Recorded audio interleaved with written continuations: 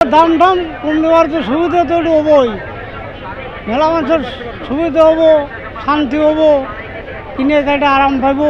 এটা কতটা যে কমে এটা তো কয়ে হারা যায় না। কমলে তো মনে করেন আমরা গরিবের লাগে সবার লাগে বালা জিনিস, তেল ডাইল চাইল এটির দাম যদি কমে তো সবার লাগে তো ভালো হইব। মনে করেন আমরা তো ইনকাম কম মানে সংসারে চালায় তো কষ্ট হয়ে যাবে।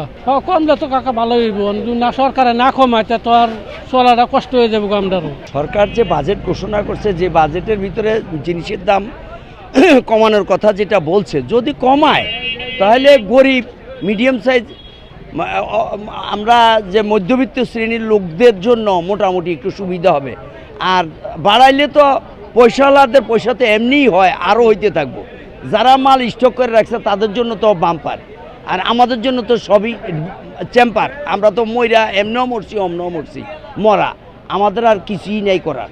কিন্তু যদি মালের দাম কিছুটা কমায় তাহলে বাজার হয়তো স্বস্তির হবে। অবশ্যই এটা কার্যকর হওয়া উচিত, কেন কৃষক তো বাঁচতেছে না। আপনার পেঁয়াজের দাম কম, আলুর দাম কম, তারপরে আপনি ফলানে অনেক টাকা যায়। পেঁয়াজ 40-50 টাকা খরচা হয়েছে, বেচতেছি 20 টাকা করে, 18 টাকা করে। আর চাইলের দাম ডালে যেমন নিত্যপণ্য জিনিস, যে জিনিস দামগুলি সেই যদি কমাইতে পারে তাহলে মানে দেশের স্বস্তি ফিরে আসবে। JBS holdings limited. কৃষক বাঁচবে না তো, তাহলে কৃষক বাঁচতেছে না। কৃষক তো আপনার সারের দাম কমাইতে হবে, আপনার ইয়ের দাম কমাইতে হবে, তাহলে সে না কৃষক বাঁচতে পারবে। সারের দাম যদি না কমায় তাহলে তো আপনার কৃষক যদি ফসল না ফলায়, আপনার এই যে ঢাকা শহরে টাইগর ফিন দেয়, তারা চলবেন কি দিয়া? তারা কিনে চলবেন?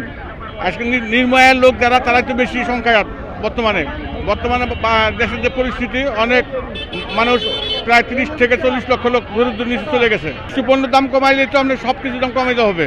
যেরকম আপনার ডিজেল দাম বাড়ছে, এখন ট্রাক বহন করতে হইলে অনেক কস্টিং করে দিয়ে দিচ্ছে। এই জন্য কৃষি পণ্যের দাম যদি কমায় তো সব জিনিস সুস্থ ফিরে আসবে।